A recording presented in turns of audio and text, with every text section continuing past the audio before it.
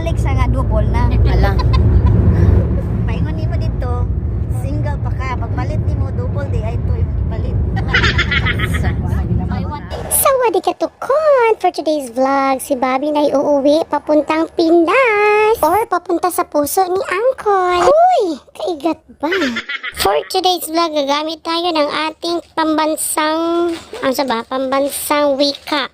Yan ay Pilipino. So, susubukan at paningkamutan natin ang laban ng ating bayan ay laban ng ating pagsasalita ng Pilipino. Kasi ako ay Pilipino, kayo manggi ang tunay kong kulay.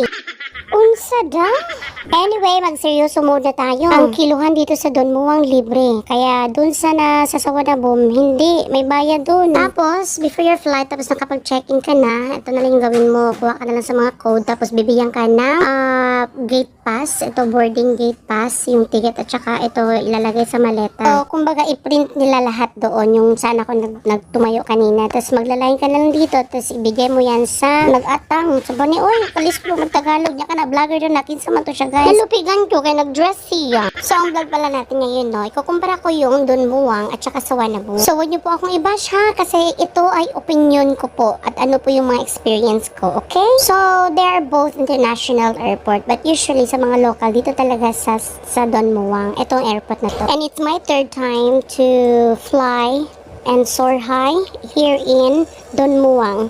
Dito, my first trip here is here going to Hong Kong. Tapos my second trip na, ito na yung 2000 latest, October 2024 and now 2025. And since pagdating ko dito, 2016, then 17, that's my first trip going to Manila. Tapos hanggang 2023, ayan, doon talaga ako sa Sawanabum.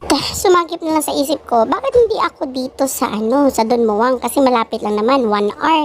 Di gaya doon sa Sawanabum, ang layo. So I therefore conclude, dito talaga ako lilipad, papunta sa puso mo ang Angkol.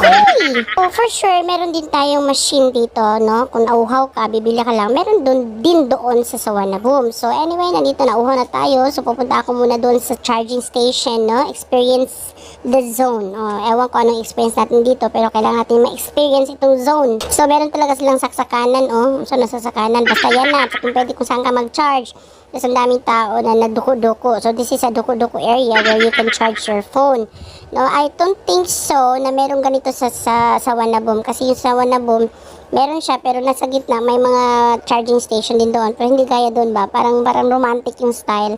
So andito na, nakapasok na tayo, no? Madali lang kasi malapit na talaga siya. You have to walk. When it comes to distance, feel ko mas mataas or mas mahaba yung lakarin natin doon sa Wanabum. So may conclusion na po tayo guys, no? Kasi malapit na matapos ang ating video ngayon. So maraming salamat wala talaga sa panonood. Oo, I'm trying my best talaga na magsalita ng ating wika. Anyway, at the end of this vlog, it's really your choice. Your choice determines your destiny. Ikaw na bahala kung saan ka na airport. Basta ako, I'm comfortable here in Don Muang. Bye, ingat!